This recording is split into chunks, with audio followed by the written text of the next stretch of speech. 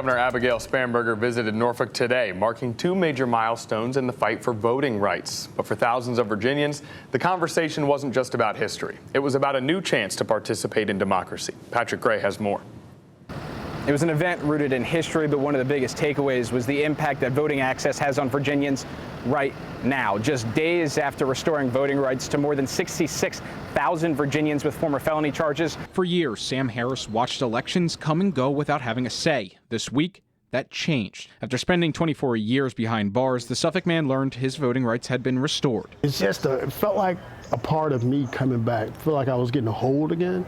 Harris is one of more than 66,000 Virginians who had their rights restored last week by Governor Abigail Spanberger. The announcement taking center stage Thursday as leaders gathered in Norfolk to commemorate the anniversaries of the Voting Rights Act and the Supreme Court decision that struck down Virginia's poll tax. Charlene Butts-Ligon's mother, Evelyn Butts, helped lead the legal challenge that opened the door for more Virginians to cast a ballot. She also understood that winning a legal victory was not enough. Governor Spanberger says her administration's action is another step in that continuing effort. They have served their time as we have the expectation that they re-enter our communities and have a job and be a contributing member of our communities, that importantly they should also have the opportunity to regain their voice. The governor says the state reviewed cases to identify people eligible to have their rights returned. And so it was important to me to make sure that we built out a process that would allow us to review every application and ensure that those who were eligible did in fact regain their rights. For Harris, the decision is about more than a single election. You got to realize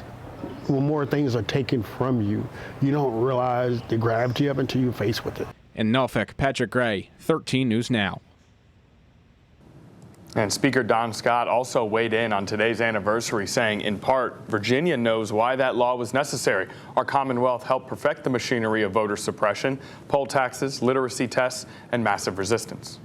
Happening tonight in Newport News, the Virginia NAACP is hosting a rally to mark the 61st anniversary of the Voting Rights Act. Community leaders, including Congressman Bobby Scott and State Senator Mamie Locke, are gathering at Gethsemane Baptist Church starting at 6 p.m. Excuse me. The free event features a documentary screening, voter registration, and discussions on protecting access to the ballot.